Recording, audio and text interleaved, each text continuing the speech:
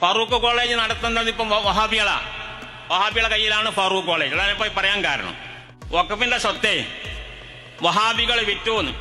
ഇവർക്ക് എന്ത് ഹലാൽ ഹറാമാണുള്ളത്? അതാപ്പാടെ നടക്കുന്ന പ്രശ്നം നമ്മൾ മനസ്സിലാക്കണം. വഖഫ് എന്ന് 2 വട്ടം എഴുതിയിട്ടുണ്ട് അതിൽ. അങ്ങനത്തെ വഖഫ് ആധാരമുള്ളതാണ് ഈ വഖഫ് സ്വത്ത്. എങ്ങനെ വിൽക്കുക? വഹാബികൾക്ക് വിൽക്കുക. ദീൻ പൊളിക്കുന്ന വഹാബികൾക്ക് അത് വിൽക്കുക. അവർ വിറ്റതാ മറുപടി പറയണം വഹാബികൾ. എന്നിട്ട് ഇവിടെ നിന്ന് കുതിര കളിപ്പിക്കുക. ഇവിടെ ഇപ്പൊ രാഷ്ട്രീയക്കാർ അവിടെ ചെന്ന് നോക്കി പറഞ്ഞാൽ കുറെ വോട്ട് അവിടെ ഉണ്ടാവുമല്ലോ, 10-600 വീട്ടുണ്ടാവും, കുറെ വോട്ട് ഉണ്ടാവും. അപ്പൊ ആ നിലക്കോലും എന്താ കണ്ണീരൊലിപ്പിച്ചിട്ട് വഖഫ് ബോർഡ് പോലെ പുറത്താക്കാൻ പറ്റൂല എന്നാ അവര് പറയുന്നത്. നമ്മളും പറയുന്നത് തന്നെ അവര് പുറത്താക്കണം എന്നല്ല, ഓൾക്ക് പ്രശ്നം പരിഹരിക്കണം.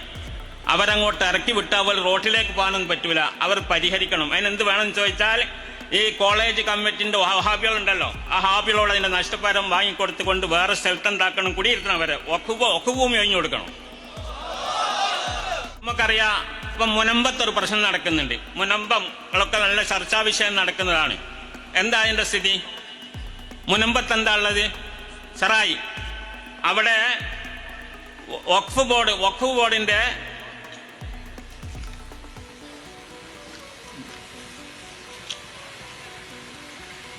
വഖഫ് ബോർഡിന്റെ ആ കാലത്ത് 1948 ഫറൂഖ് കോളേജ് ഉണ്ടാകുന്നത്. 1948 സ്വാതന്ത്ര്യം കിട്ടിയതിന്റെ പിറ്റേന്ന് അതിന് ഫറൂഖിലെ പുളിയാലി കുടുംബക്കാരാണ് ഒരു 28 ഏക്കർ സ്ഥലം വഖഫാക്കുന്നത്. അവിടെ ആ ഫറൂഖ് കോളേജ് നിൽക്കുന്ന സ്ഥലം വഖഫാണ്. അത് കൊടുത്ത്, കാരണം മലബാറിൽ മുസ്ലിങ്ങൾക്ക് പ്രത്യേകിച്ച് പിന്നോക്ക സമുദായം നിൽക്കുന്ന, വിദ്യാഭ്യാസപരമായി പിന്നോക്കം നിൽക്കുന്ന ഈ വിഭാഗത്തിനെ ഉയർത്തിക്കൊണ്ടുവരാൻ വേണ്ടി നേതാക്കൾ, ബാഫക്കി തങ്ങൾ അടക്കമുള്ള നേതാക്കൾ ഇറങ്ങിയതിന്റെ ഫലമായി കൊണ്ട് തന്നെയാണ് ഇതുണ്ടാവുന്നത്. ഏത് ഫറൂഖ് കോളേജ് ഉണ്ടാവുന്നത്.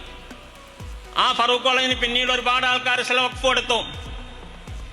ഒരുപാട് ആൾക്കാർ കൊടുത്തിട്ടുണ്ട്. ഇവിടെ നാട്ടിലും അവിടെയൊക്കെ പല സ്ഥലത്തും കൊടുത്തിട്ടുണ്ട്.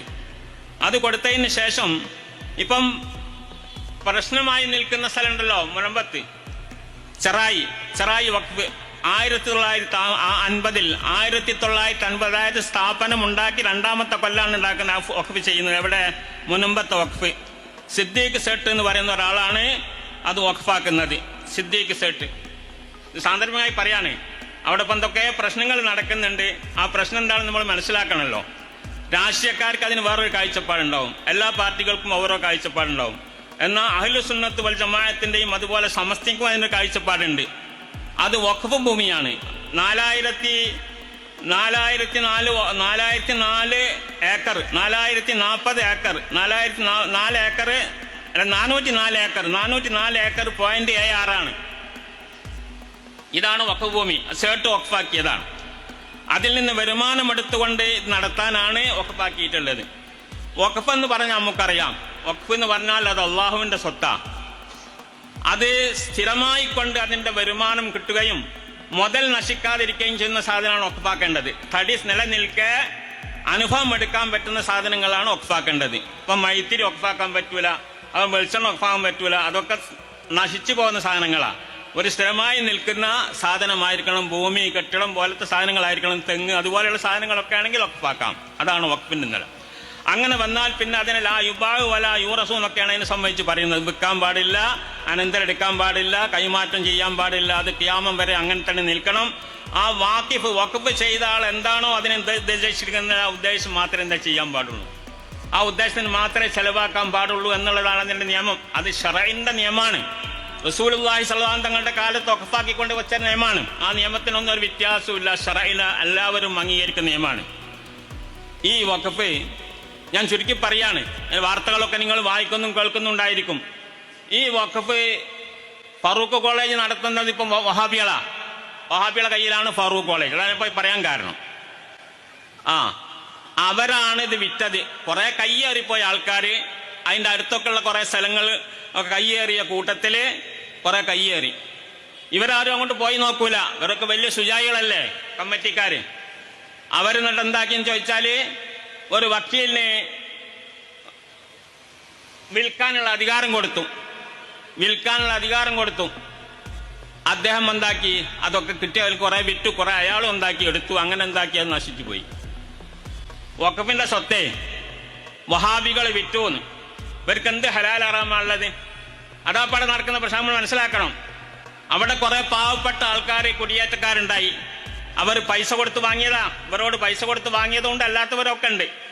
അതിനേക്കാൾ അപ്പുറം അവർ റിസോർട്ടുകാരുണ്ട്, ഒരുപാട് റിസോർട്ടുകാർ, 60ഓളം റിസോർട്ടുകൾ അവിടെ ഉണ്ട്, വലിയ കുംഭകോണക്കാർ. അവരാണ് ഇപ്പൊ അവിടെ സമരത്തിന് വേണ്ടി ഇവരെ ഇറക്കിയിരിക്കുന്നത്. ഇവരും നിരപരാധികൾ, പാവങ്ങളാ. ആ കുടിയേറിയ ആൾക്കാർ പാവങ്ങൾ, നിരപരാധികളാ. കുറെ അവർ പൈസ കൊടുത്ത് വാങ്ങിയ സ്വത്ത് നല്ല സ്വത്താണെന്ന് എനിക്ക് വാങ്ങിയതാണ്. ചിലരൊക്കെ അതൊക്കെ മറ്റു പലരും കയറി കൂടിയതല്ലേ എന്നുള്ള നിലക്ക് കയറി കൂടിയതാ.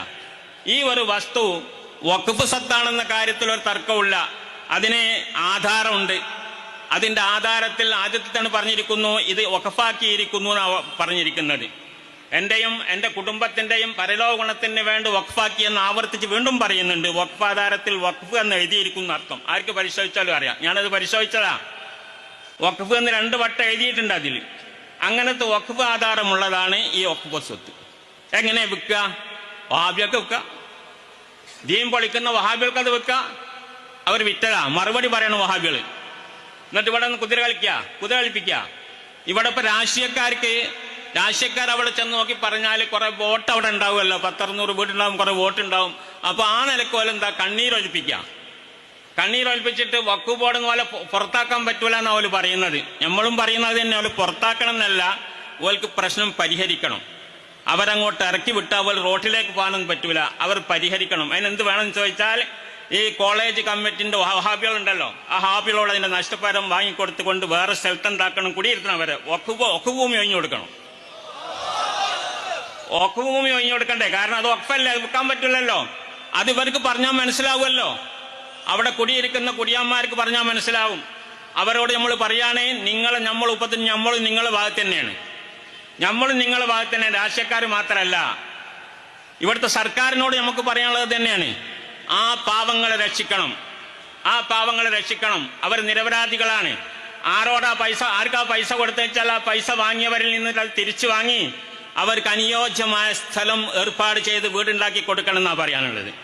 ഇതല്ല അതിന്റെ ന്യായം. ബഹുമാനപ്പെട്ട സർക്കാരും അതുപോലെ രാഷ്ട്രീയ നേതാക്കളും, ബോധമുള്ള രാഷ്ട്രീയ നേതാക്കളൊക്കെ തന്നെ അതാണ് ചെയ്യേണ്ടത്. അല്ലാതെ മതത്തിന്റെ രാഷ്ട്രീയക്കാർ വരെ കൂടിയിട്ട് അതിന് വേണ്ടതുപോലെയുള്ള ഒരു ശബ്ദം ഉണ്ടാക്കിയിട്ടില്ല, ശബ്ദം പറഞ്ഞിട്ടില്ല. അതും വളരെ ഖേദകരാണ്. പരിഹാരം അതാണ്. അത് പറയാൻ ഇവിടെയും തൊട്ടൂടാ അവിടെയും തൊട്ടൂടാ എന്നുള്ളവർക്ക് പറഞ്ഞുകൊണ്ട് കാര്യമല്ല. അതിന് ഉത്തരവാദികളായ വഹാബികളിൽ നിന്ന് പൈസ വാങ്ങി, പരിഹാരം വാങ്ങി, നഷ്ടപരിഹാരം കൊടുത്തുകൊണ്ട് ആ പാവങ്ങളെ രക്ഷിക്കണം എന്നതാണ് നമ്മുടെ അഭിപ്രായം.